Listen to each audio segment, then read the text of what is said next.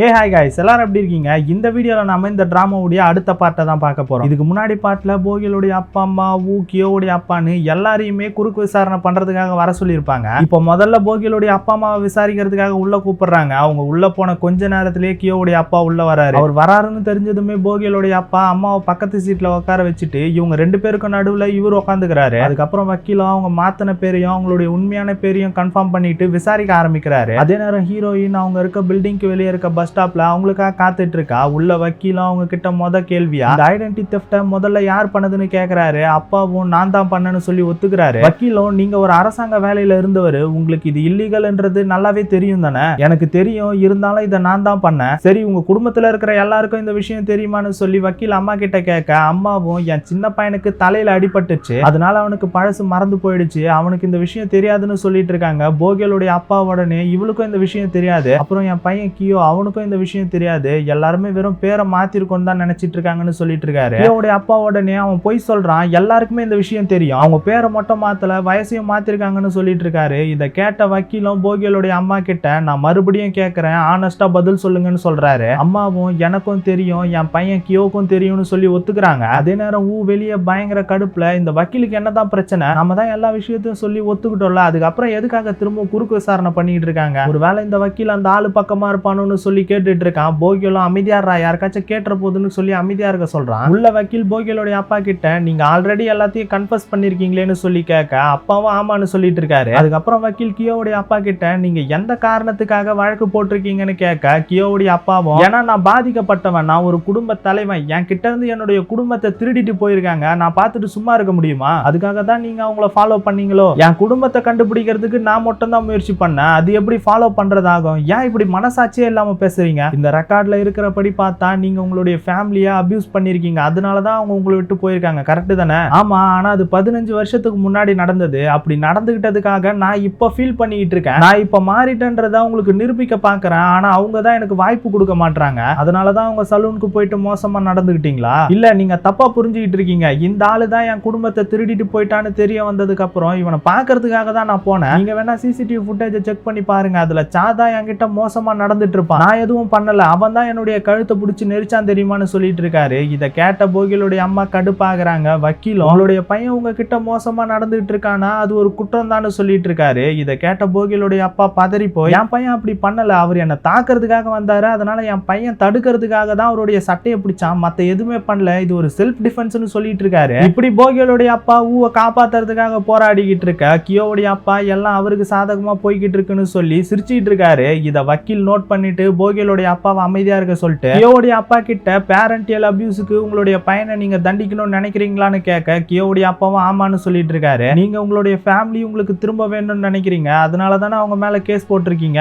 ஆமா கரெக்டா சொன்னீங்க, நீங்க பண்ண தப்புக்காக வருத்தப்படுறதாவும் நீங்க மொத்தமா மாறிட்டதாவும் அவங்களுக்கு காட்டணும்னு நினைக்கிறீங்க அப்படிதானே? ஆமா நான் அதை தான் நினைக்கிறேன், அப்படின்னா அதை பண்றதுக்கு இதுதான் உங்களுக்கு சிறந்த வாய்ப்புன்னு சொல்லி ஃபைலை க்ளோஸ் பண்றாரு. போகியலுடைய அப்பா அம்மா பயங்கர வருத்தப்படுறாங்க. அப்ப வக்கீல் கியோவுடைய அப்பா கிட்ட நீங்க உங்களுக்கு கிடைச்ச வாய்ப்பை தவற விட்டீங்க, நீங்க மாறிட்டதாவும் வருத்தப்படுறதாவும் அவங்களுக்கு காட்ட நினைக்கல, எனக்கு என்னமோ நீங்க அவங்களுக்கு மோசமான தண்டனையை கொடுக்கணும்னு தான் நினைச்சிருக்கீங்க, என்ன நான் சொல்றது கரெக்ட் தானேன்னு கேக்குறாரு. கியோ அப்பாவுடைய முகமே மாறிடுது, இருந்தாலும் அவர் விட்டு கொடுக்குற மாதிரி இல்ல, ஒருத்தவங்க தப்பு பண்ணிட்டாங்கன்னா அவங்களுக்கான தண்டனை கிடைச்சு தானே ஆகணும்னு சொல்லிட்டு இருக்காரு. வக்கீல் உடனே ஒருத்தர் பசங்களை காப்பாத்துறதுக்காக போய் சொல்லிட்டு இருக்காரு, இன்னொருத்தர் அவங்கள தண்டிக்கணும்னு போய் சொல்லிட்டு இருக்காரு, அப்படின்னா இதுல யாரு உண்மையான அப்பான்னு நீங்க நினைக்கிறீங்கன்னு சொல்லி கியோவுடைய அப்பா கிட்ட வக்கீல் கேட்கிறாரு. அவருக்கு என்ன சொல்றதுன்னே தெரியல. இப்படியே போகியலுடைய அப்பா அம்மாவை விசாரிச்சு முடிச்சுட்டு அவங்கள வெளியே அனுப்புறாங்க. அதுக்கப்புறம் போகியலையும் ஊவியும் விசாரிக்கிறதுக்காக தான் உள்ள வர சொல்றாங்க. அவங்கள விசாரிக்க ஆரம்பிக்கிறதுக்குள்ளே கியோவுடைய அப்பா என் பசங்களுக்காக நான் என் வாழ்க்கையை கொடுத்துருக்கேன், இப்ப இறந்தா கூட என்னோட இன்சூரன்ஸ் காசு 100 மில்லியன் அவங்களுக்கு வரும், அப்படி இருக்கும்போது இப்போ நீங்க என்னுடைய பாசத்தை சந்தேகப்படுறீங்களான்னு வக்கீல் கிட்ட கேட்கிறாரு. வக்கீல் உடனே ஆமா நான் இது உங்ககிட்ட கேட்கணும்னு நினைச்சேன், உங்களுடைய இன்சூரன்ஸ் புரோக்கர் ஊன் தானே கேட்கிறாரு.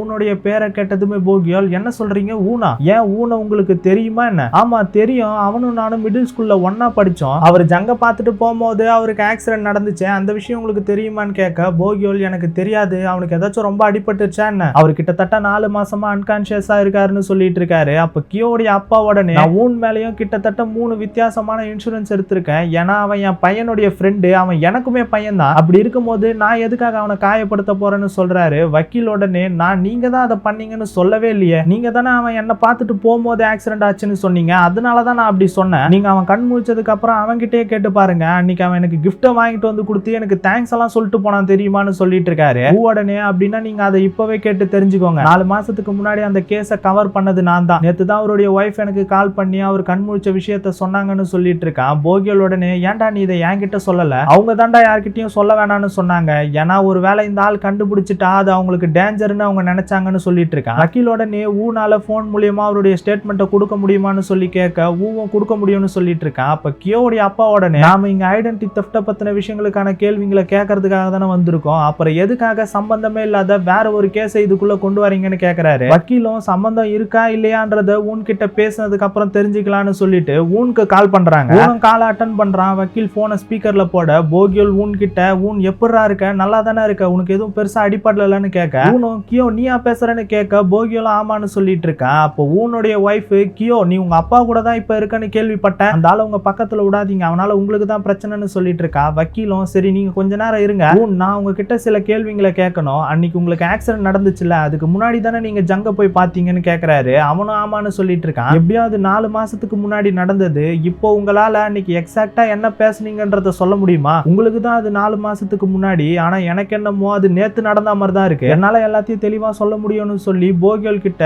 சோல் ஸ்டேஷன்ல அன்னைக்கு உங்க அப்பாவை பார்த்தது நீ தானடான்னு கேட்கறான். போகியோல் ஆமான்னு சொல்ல ஊனும் அந்த விஷயம் நடந்ததுக்கு அப்புறமா தாண்டா உங்க அப்பா என்ன மீட் பண்ணாருன்னு சொல்லி எல்லா விஷயத்தையும் சொல்ல ஆரம்பிக்கிறான். ஒரு நாள் கியோவுடைய அப்பாவும் ஊனும் பேசிட்டு இருக்கும் போது கியோவுடைய அப்பா ஊன் கிட்ட அவன் என்ன ஒரு அப்பாவா பார்த்து ஓடி போயிருந்தானா அவன் மோசமான பையன், ஆனா அதுவே அவன் என்ன ஒரு போலீஸ் ஆபீசரா பார்த்து ஓடி போயிருந்தானா அவன் ஏதாச்சும் தப்பு பண்ணிருக்கணும், ஆனா என்ன இருந்தாலும் அவனை நான் கண்டுபிடிப்பேன்னு சொல்லியிருப்பாரு. அப்பதான் ஊன் அவர்கிட்ட இப்ப என்ன மாதிரியே பெரிய பையனா ஆயிருப்பான், அவன் இப்ப ரொம்ப ஸ்ட்ராங்கா இருப்பான், அவன் உங்களை பார்த்து பயந்து ஓடி இருக்க மாட்டான், அதனால தயவு செஞ்சு அவனை தேடாதீங்க சரியானு சொல்லியிருப்பான். இப்ப இந்த விஷயத்தை எல்லாம் அவங்க கிட்ட சொல்ல வக்கீலும் அப்படின்னா இதெல்லாம் நீங்க பேசி முடிச்சுட்டு போகும்போதுதான் உங்களுக்கு ஆக்சிடென்ட் நடந்திருக்கு சரிதானே? ஆமா, அன்னைக்கு நான் கார் ஓட்டிட்டு இருந்தேன், திடீர்னு என்னுடைய காருக்குள்ள இருந்து எக்கச்சக்கமான தேனீங்க வந்துருச்சு, அதுல சிலது என்னுடைய வாயில போக ஆரம்பிச்சிருச்சு, அதனால என்னுடைய கண் பார்வை மங்க ஆரம்பிச்சிருச்சுன்னு சொல்லிட்டு இருக்கான். அப்போ ஊனுடைய ஒய்ஃபோட டேஷ் கேமரால அந்த தேனீக்களை என்னுடைய ஹஸ்பண்ட் கார்ல வச்சது ஜங்குதான்றது தெல்ல தெளிவா இருக்குன்னு சொல்றாங்க. இதை கேட்ட வக்கீலும் கியோவுடைய அப்பா கிட்ட எனக்கு என்ன தோணுதுன்னா அந்த கேஸுக்கும் இந்த கேஸுக்கும் சம்பந்தம் இருக்குன்றத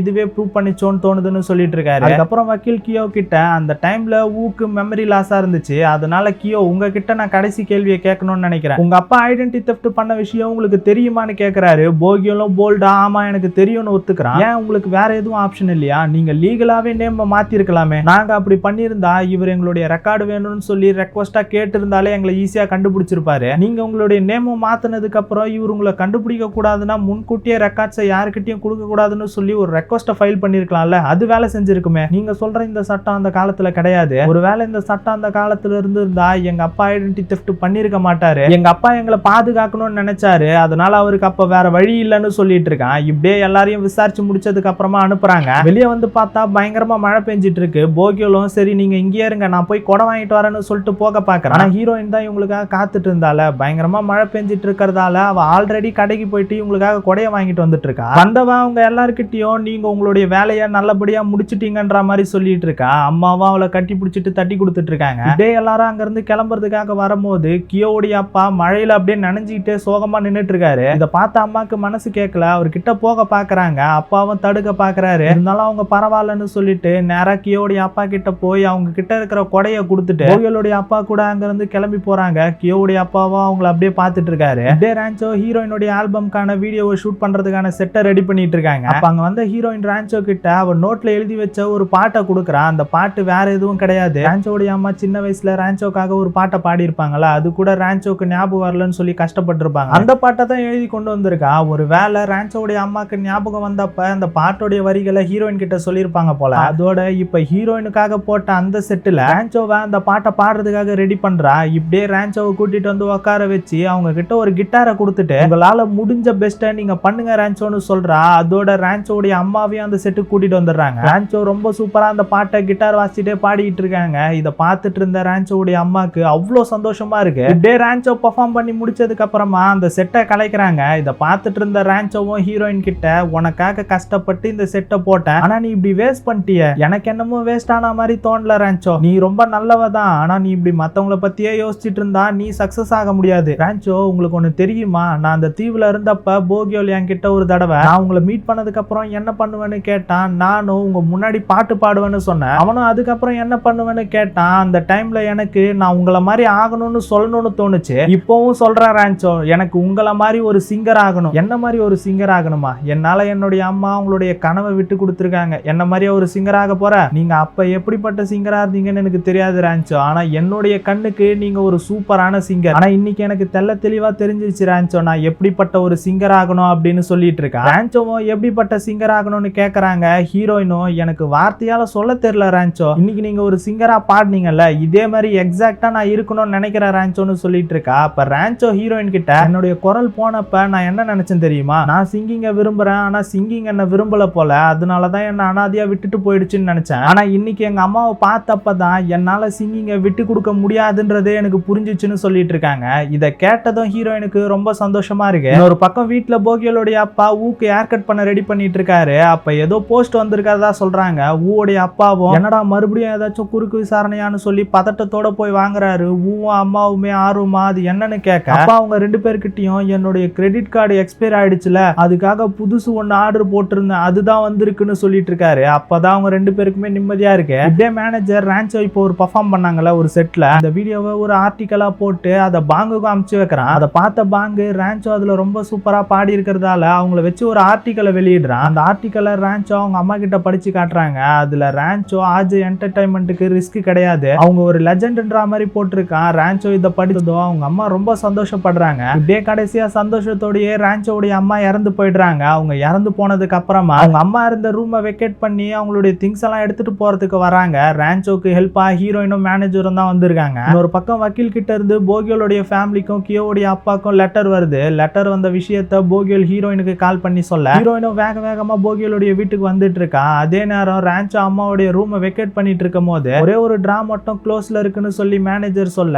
அப்பதான் ரான்ச்சோக்கு அவங்க அம்மா ஒரு சாவியை கொடுத்ததா சொல்லி ஹீரோயின் கொடுத்திருப்பாள். அந்த விஷயம் ஞாபகம் வருது. உடனே அந்த சாவி எடுத்து டிராவை ஓபன் பண்றாங்க. அது உள்ள ஒரு டாக்குமெண்ட் இருக்கு. இன்னொரு பக்கம் ஆர்ஜே என்டர்டைன்மெண்ட்ல இன்வெஸ்டர்ஸ் மீட்டிங்காக லீய பாக்குறதுக்காக இன்வெஸ்டர்ஸ் வராங்க. அதே நேரம் ரான்ச்சோ அந்த டாக்குமெண்ட்டை எடுத்து பாக்குறாங்க. அது என்ன டாக்குமெண்ட்ன்றது அவங்களுக்கு சரியா தெரியல. அதனால மேனேஜர் அதை வாங்கி பாக்குறான். அந்த டாக்குமெண்ட் கொஞ்ச காலத்துக்கு முன்னாடி ரான்ச்சோ ஒரு ஜாப்பனீஸ் ஆல்பம் பண்ணிருப்பாங்க. அது எவ்வளவு வித்து போச்சுன்றதுக்கான டாக்குமெண்ட் தான் அது. இத சொன்னதுமே ரான்ச்சோக்கு அவங்க அம்மா இவங்க கிட்ட அந்த விஷயம் லீக்கு தெரியாம பாத்துக்கன்னு சொல்லியிருப்பாங்கல்ல, அது ஞாபகம் வருது. உடனே ரான்ச்சோ எவ்வளவு வித்து போயிருக்குன்னு கேட்க, அந்த ஜாப்பனீஸ் ஆல்பம் அப்பவே 1,40,000 ஆல்பம் வித்து போயிருக்கும். இதுபடி பார்த்தா ரான்ச்சோ அப்பவே அவங்களுடைய 20 மில்லியன் ஆல்பம் வித்து முடிச்சிருக்காங்க. ஆனா லீ தான் அவனுடைய கம்பெனி ஷேர்ஸை பாதுகாத்துக்கணும்னு சொல்லிட்டு ரான்ச்சோக்கு தெரியாம இந்த விஷயத்தை மறைச்சிருக்காங்க. இன்னொரு பக்கம் ஹீரோயின் போகியோடைய வீட்டுக்கு வர ஒரு மாதிரி உம்முன்னு இருக்கான். இதை பார்த்த ஹீரோயினுக்கு பதட்டமாயிடுது. அப்படியே திரும்பி அப்பாவையும் அம்மாவையும் பார்க்க அப்பா சந்தோஷத்துல குதிக்கிறாரு. அப்பதான் ஹீரோயினுக்கு இவங்க அந்த கேஸ்ல ஜெயிச்சிட்டாங்கன்றது புரியுது. எல்லாரும் சந்தோஷத்துல கட்டி பிடிச்சிக்கிறாங்க. அதுக்கப்புறம் ஹீரோயின் போகியோல தேடிட்டு மேல போறா. மேல போய் பார்த்தா போகியோல் அங்கதான் நின்னுட்டு இருக்கான். போகியோல் அவனுடைய 2 கையை விரிக்க ஹீரோயின் சந்தோஷத்துல வேக வேகமா ஓடி போய் போகியோல கட்டி பிடிச்சிக்கிறான். போகியோலும் ஹீரோயினை கட்டி பிடிச்சிக்கிறான். 2 பேரும் ரொம்ப சந்தோஷமா இருக்காங்க.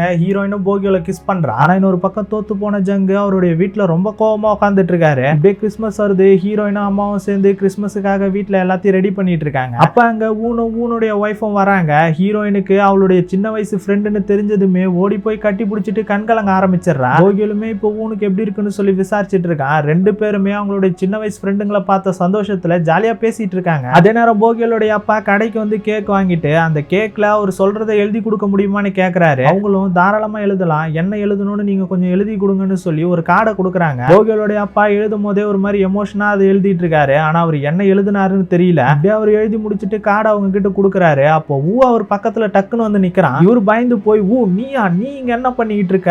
வெளியே மழை பெஞ்சிட்டு இருக்கு, கொடையை விட்டு வந்துட்டீங்களே, அதான் எடுத்துட்டு வந்தேன். அப்படியா, அதுக்குன்னு திடீர்னு இப்படியா வந்து பக்கத்துல நிப்பா, எனக்கு கொஞ்ச நேரத்துல நெஞ்சு வலியா வந்துருச்சு தெரியுமான்னு சொல்லி 2 பேரும் பேசிட்டு இருக்காங்க. அவங்க 2 பேரும் பேசிக்கிட்டு இருக்கிறத வெளியே இருந்து ஜங்கு பார்த்துட்டு தான் இருக்காரு. ஒரு பக்கம் வீட்டுல எல்லாரும் பேசிக்கிட்டு இருக்க ஹீரோயின் அவளுடைய ஃப்ரெண்டு கிட்ட ஊனுக்கு ஆக்சிடென்ட் ஆன விஷயம் தான் ஊக்கு ஏற்கனவே தெரிஞ்சிருக்குல்ல, அவன் எதுக்கு எங்க கிட்ட சொல்லல, நான் தான் சொல்ல வேணாம்னு சொல்லி ஊக்கிட்ட சத்தியம் வாங்கினேன், ஏன்னா நாங்க ஜங்க நினைச்சு பயந்தோம், அதோட ஊனுக்கு இன்னுமே முழுசா சரியாகல, அதனாலதான் சொல்லிட்டு இருக்கா. அப்போ ஊன் உடனே சரி நீங்க எல்லாரும் மெடிக்கல் இன்சூரன்ஸ் வேற ஏதாச்சும் இன்சூரன்ஸ் எடுத்திருக்கீங்களா இல்லையான்னு கேட்கறான். உன்னுடைய ஒய்ஃபும் நம்ம இங்க சந்தோஷமா அவங்கள பார்க்கலான்னு வந்திருக்கோம், இங்கே வந்து உன்னுடைய இன்சூரன்ஸ் வேலையை ஆரம்பிச்சிட்டியா, கொஞ்ச நேரம் வாயை மூடிட்டு இருந்து சொல்லி எல்லாரும் ஜாலியா பேசிட்டு இருக்காங்க. ஆனா போகியோடைய அம்மாக்கு கேக்கு வாங்க போன அப்பா ஏன் இன்னும் வரலன்னு சொல்லி கவலையா தான் இருக்கு. அதே நேரம் போகியோடைய அப்பாவும் வந்துகிட்டு இருக்காங்க.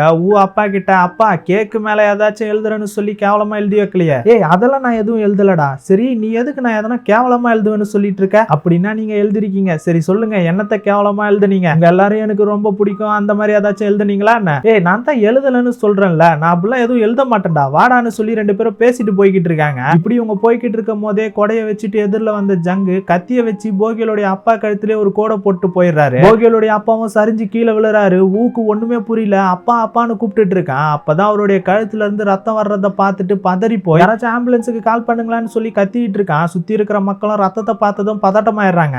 அப்பா எழுந்துருங்கப்பா என்ன பாருங்கப்பான்னு சொல்லி கதறி அழுதுட்டு இருக்கான். அப்பாவும் அசைவே இல்லாம இருக்காரு. இப்ப அப்படியே அந்த கேக்க காட்டுறாங்க. அந்த கேக்ல அப்பா எப்பவும் உன்னை நேசிப்பன்னு எழுதியிருக்காரு. இதோட இந்த பாட்டு முடியுது. இதுக்கப்புறம் என்ன நடக்க போகுது, போகியலுடைய அப்பா உயிர் பொழைப்பாரா மாட்டாரா அப்படின்ற எல்லாத்தையும் அடுத்தடுத்த பாட்டுல பார்த்து தெரிஞ்சுக்கலாம். இந்த வீடியோ பிடிச்சிருந்தா லைக் பண்ணுங்க, ஷேர் பண்ணுங்க. புதுசா பாக்குறவங்க மறக்காம சப்ஸ்கிரைப் பண்ணிக்கோங்க. அடுத்த வீடியோல உங்களை வந்து சந்திக்கிறேன். Bye guys.